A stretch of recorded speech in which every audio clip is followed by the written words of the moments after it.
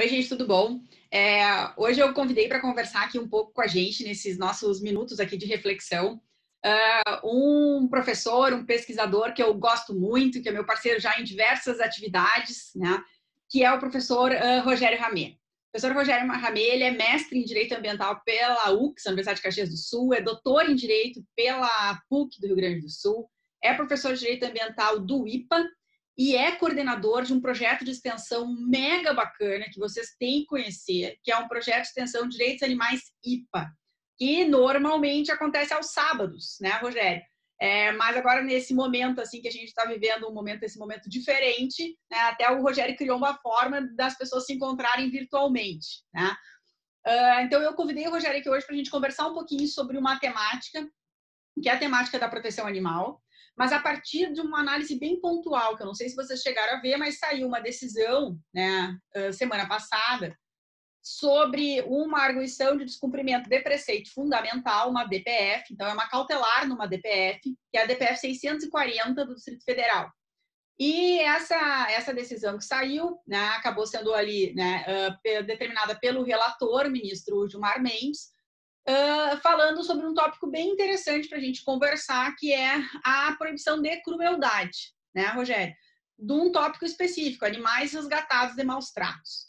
Então, eu queria que tu falasse um pouco com a gente, conversasse com a gente a partir desse recorte, porque é importante a gente também enxergar que, às vezes, os debates teóricos que a gente faz em sala de aula não é uma coisa de loucura acadêmica, né? Eles têm uma função, eles existem no mundo da vida, eles estão sendo julgados, é fundamento de decisão. Então, é importante, até porque essa decisão é uma decisão super recente, né? Que demanda aí a gente ter um mínimo de reflexão, então, aí sobre a temática. Então, tá contigo aí. Tá bom, Nanda, eu te agradeço o convite. Também tenho muita estima por ti, sempre é um prazer quando tu me convida para participar dos espaços acadêmicos que tu atua, e dizer que desejo a todos que vão nos escutar depois, né, que estejam bem, que estejam se cuidando. A gente está vivendo um momento de muita apreensão, né, tensão também, está todo mundo meio apreensivo com o que vai acontecer. Mas não podemos parar também, então esses momentos servem para a gente seguir conversando, né, refrescando a cuca, arejando a cabeça e, ao mesmo tempo, dialogando sobre assuntos importantes e novidades que estão surgindo aí, que ocorrem, sobretudo no âmbito das decisões judiciais, no âmbito jurisprudencial, né?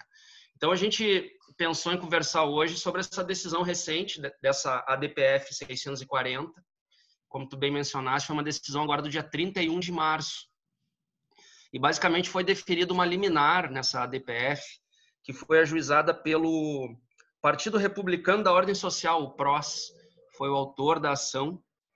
E o ministro Gilmar Mendes, então, ele deferiu uma liminar determinando a suspensão em âmbito nacional de todas as decisões administrativas ou judiciais que autorizem o sacrifício de animais silvestres, domésticos ou domesticados, que tenham sido apreendidos em situação de maus tratos.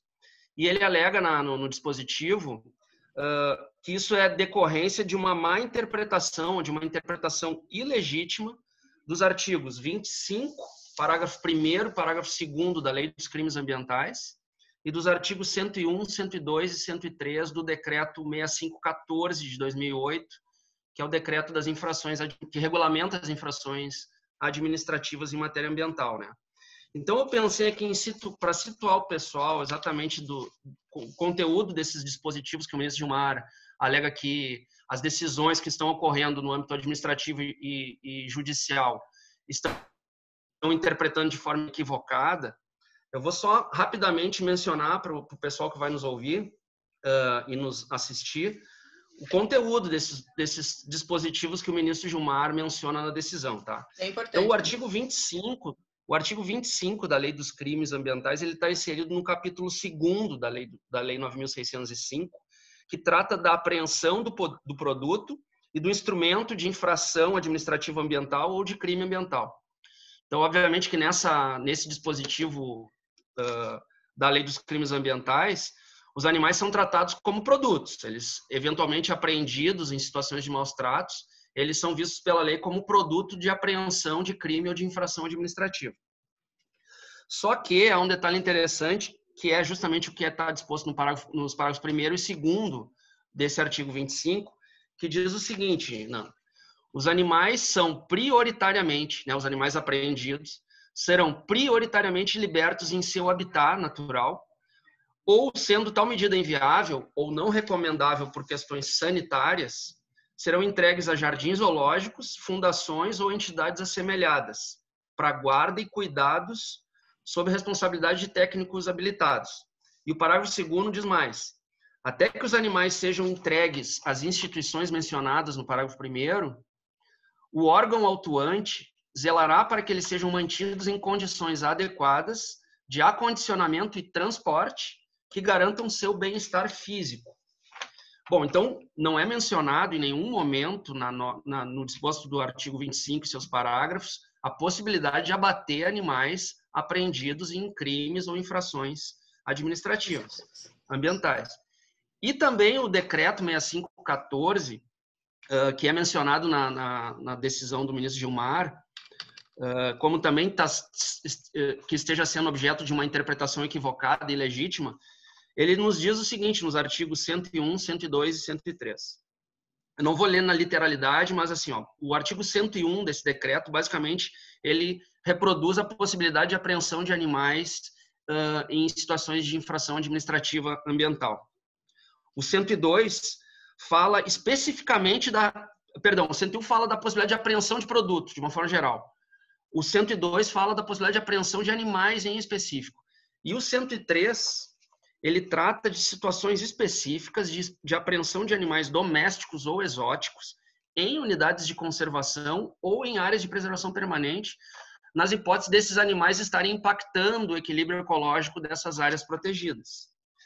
Não é?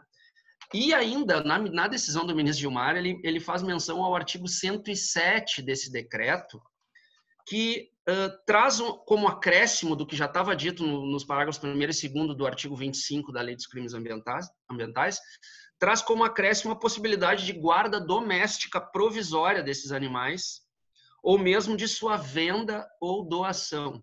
Então, o ministro até fala a possibilidade de leilão, né? E nunca é mencionado, portanto, nas normas que regulam essa matéria, a possibilidade de abate desses animais. É incrível, né, Rogério? Porque não aparece em nenhum lugar, né?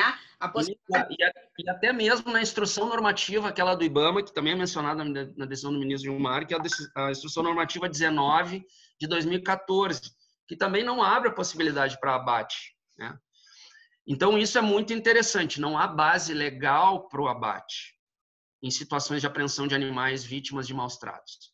E, normalmente, a fundamentação que é utilizada, e isso o ministro ele também destaca no seu voto, ao dizer o seguinte: as decisões que foram trazidas para essa DPF como referências da controvérsia, como paradigmas da controvérsia para justificar a propositura da DPF, elas, via de regra, utilizam a seguinte fundamentação: ausência de estrutura para manter esses animais e ausência de recursos financeiros públicos para manter esses animais.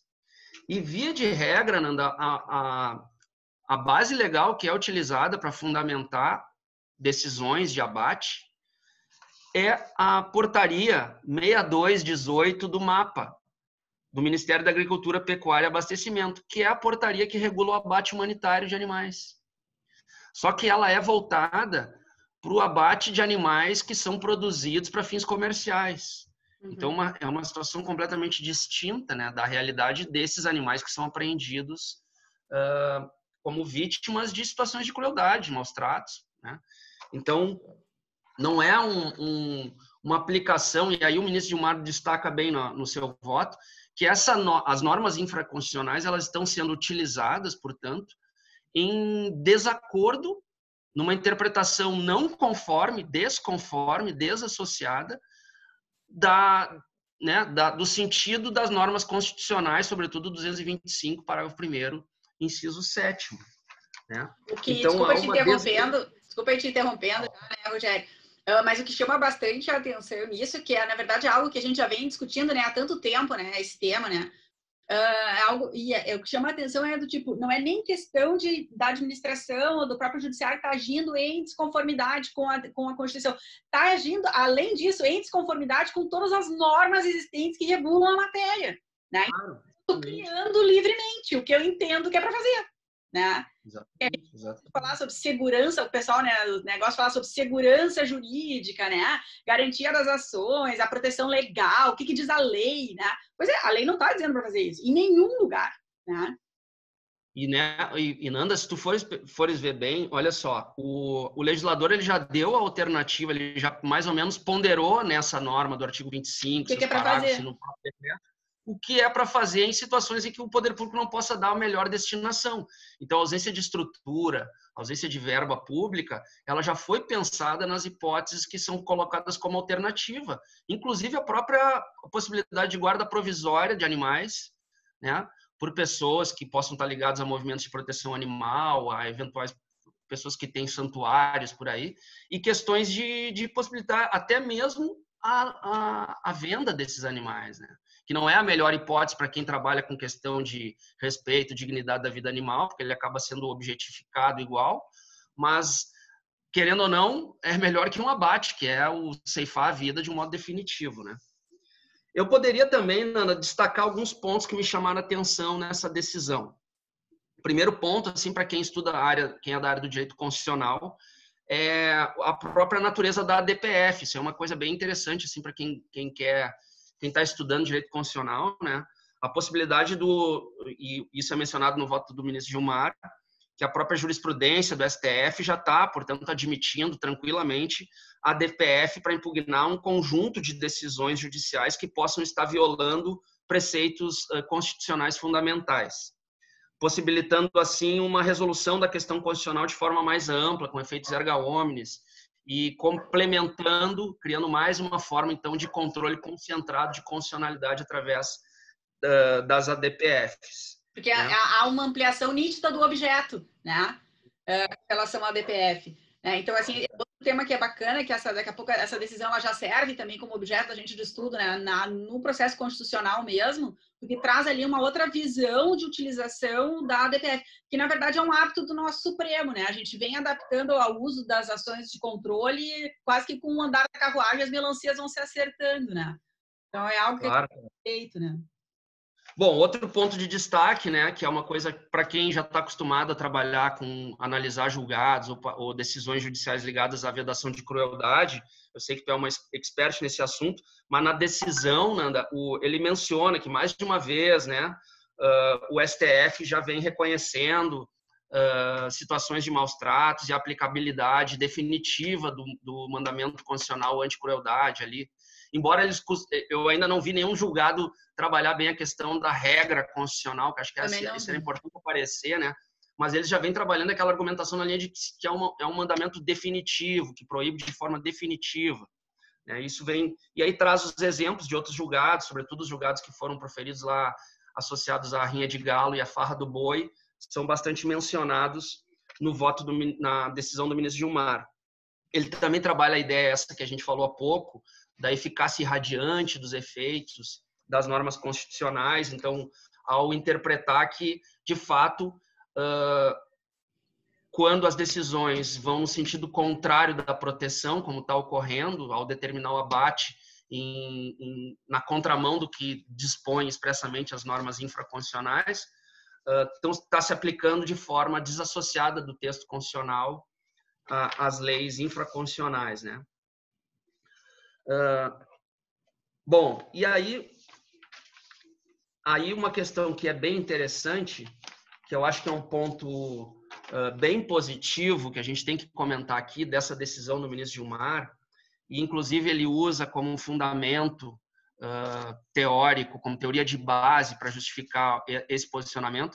Ele usa uma teoria extraída do livro do professor Ingo Sarlet e do professor Tiago Fenster-Seifer, da obra, se não me engano, Direito Constitucional Ambiental, em que ele cita e reconhece, e acho que isso é muito importante para quem advoga ou quem trabalha no âmbito no âmbito da pesquisa mesmo, com a questão da dignidade animal, do valor da vida animal, é destacado no voto do ministro Gilmar o valor inerente a outras formas de vida não humanas, protegendo-as contra abusos. Então, o ministro afirma claramente que no 225, parágrafo 1º, inciso 7º, há esse reconhecimento de um valor inerente, sobretudo da vida dos animais não humanos. Até, Rogério, só vou pedir um parênteses aqui agora.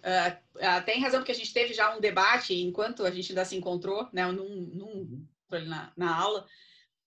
A questão da importância da gente ver as correntes éticas, né, ambientais, ali, ou ecofilosóficas, enfim, né, atuando de forma bem precisa, né? Quando a gente fala, às vezes, na ciência, né, o pato-ciência, enfim, né, que a gente vai reconhecendo essas relações, as pessoas têm dificuldade de enxergar que não é para proteção do humano, eu vou proteger a fauna porque, no fim das contas, eu protejo o homem, né? Não, não é isso. Aqui a gente está falando do reconhecimento do valor inerente daquele ser vivo, que não é o homem, né? E não é em benefício ao homem, vai fazer bem para o homem, vai fazer mal para o homem, que tem que mudar a decisão, né? É o que eu tenho que reconhecer, e que foi o que o ministro Gilmar colocou no voto, e que a gente já tem em outras decisões, é que há o reconhecimento do valor inerente daquele indivíduo, né, daquele animal não humano. E eu confesso que às vezes eu vejo, né, as nossas publicações, as minhas, as tuas, né, às vezes a gente vê assim que realmente é um mundo meio vanguardista da pesquisa, né, Rogério? Porque a gente olha aí que estamos aí em 2020 vendo coisas que a gente falou no início dos anos 2000. Né? Então, a gente, durante 20 anos sofrendo bullying, para agora estar aí, né, nos julgados do Supremo Tribunal Federal. É verdade, é verdade. Pois é, exatamente isso. E aí, então, ele trabalha bem essa ideia de que, ao reconhecer o valor inerente, o animal não pode ser objeto de uma instrumentalização, justamente porque ele possui esse valor inerente, esse valor em si, né? Mas aí, Nanda, cabe também fazer o contraponto que aparece no final do voto do ministro Gilmar, quase um pouquinho antes do dispositivo, quando ele fala e ele destaca que a atividade de produção e consumo de animais é de grande relevância para a economia nacional e para a alimentação da população, devendo ser realizado de acordo com as normas de proteção sanitária e proteção ambiental. Então, aí me parece que houve um certo, para quem faz uma leitura mais atenta e se empolga quando começa a decisão vir na linha do reconhecimento de um valor inerente, parece que a gente está dando um passo adiante, e lá para o final do voto, não sei por que razão exatamente, se é para um intuito também de se proteger para outros julgados que tem que julgar outras matérias, mas aí é destacado que se reconhece também, por outro lado, que produção, consumo de animais continua sendo um valor muito importante, uma atividade muito importante para a economia nacional. E aí me parece que cai por terra um pouco, parece que fica uma retórica, né? Essa argumentação do valor inerente, porque ora é inerente, ora é instrumental. Então são coisas que... A sensação que me deu, pelo menos na leitura, enfim, de começar a pensar sobre o que está decidido ali, é quase como dizendo assim, olha, para maus tratos, quando é situação de maus tratos, assim, eu reconheço o valor inerente. Mas olha só, quando a gente estiver falando para criação, para consumo, eu não cheguei aí ainda, né? Porque na criação para consumo a gente tem relação de maus tratos igual, né? Então, como é que a gente vai enfrentar isso a hora que disser assim, não, vou usar o teu argumento mesmo para falar sobre aquilo? Porque esse parágrafo, por mais que ele esteja dizendo isso, ele não retira a força do julgamento. Né? Claro que não, exato. O julgado é paradigmático, é um julgado muito interessante. Então, a suspender todas as possibilidades de decisões administrativas e judiciais no Brasil que determinem abate de animais em situação de maus tratos. E olha, Nanda, tu sabes como temos situações de apreensão de animais em maus tratos. É incrível. Então, não há como criticar o julgado. É apenas um contraponto. Porque, é isso, mas é importante. Questões mais teóricas, né? A gente vê que, de fato, talvez isso tenha que ser trabalhado numa ação específica que um dia chegue ao STF e que vá tratar justamente do sistema produtivo, da forma como os animais são tratados no sistema produtivo. Acho que está chegando o momento de uma ação dessa natureza aparecer em algum momento, e aí, então, nós vamos ter que aguardar isso. Então, quando a gente estiver tratando de confinamento, de morte dos pintinhos machos no sistema da avicultura comercial, industrial, e uma série de outras atividades que a gente sabe que são extremamente cruéis, mas que são, de uma certa forma, legitimadas, autorizadas, sobre esse viés da produção, da alimentação humana, da necessidade de manter a economia. Né? Enfim, eu te trago alguns. Eu fiz uma pesquisa rápida aqui, Nanda, só assim sobre alguns casos. Muitos tu deve lembrar de situações de apreensão de animais, para a gente ver como essa decisão de fato é importante, né? Nós tivemos um caso em Taquara, no ano passado, 15 de dezembro de 2019. Polícia desarticula rinha de galo com mais de 200 animais em Taquara. Aquele caso que tinham arenas de rinha de galo, foram mais de 200 galos apreendidos, resgatados de situação de maus tratos. Eles ficavam confinados lá. Esse tem notícia no G1. Tem um caso que ocorreu em fevereiro. Isso, eu ia pegar deixa, porque tem dois que ficaram bem conhecidos aqui no estado, porque foi um em Soledade e um em Frederico, né? Falando justamente sobre se pegou, se faz a denúncia, se vai até lá, dá a batida, vai todo mundo, né? Civil, vai a patrã, vai o promotor, vai todo mundo lá fazer, apanha. Numa delas foi 190 galos, na outra foi 180 galos, quer dizer, uma quantidade gigantesca. Aí vem a esfera administrativa e decide o quê? Abate os animais. Exato. Tem o caso que ocorreu em fevereiro na Bahia, aquele dos jumentos, foram 800 jumentos que foram resgatados de uma fazenda em Salvador. Eles não recebiam alimentos, os jumentos estavam em situação extremamente precária, morrendo de fome. Teve o caso recente dos pitbulls em Itu, em São Paulo, quase 40 pitbulls, não sei se não foi mais de 40 que foram apreendidos. Foram mais, até tu sabe que foi até o Werner que fez o resgate, né? A gente teve ali, acho que foram 20 num e 19 no outro, eu acho. Sem contar os casos de apreensão, às vezes promovidos até por entidades protetoras, de cães e gatos que estão em situação de matriz, né? Tem uma notícia bem recente também, de agosto de 2019, de 70 cães resgatados de uma pet shop em Curitiba. Tem também as questões de apreensão de animais silvestres ligados ao tráfico de animais. Então, são muitas situações de maus tratos em que há apreensão de animais e que, de fato, a gente acaba não sabendo o destino desses animais e, quando vai a fundo, acaba vendo que o destino não é legal, né? Então, essa decisão... Até nos silvestres, né, Rogério, que é uma coisa que eu acho que assusta também bastante, né?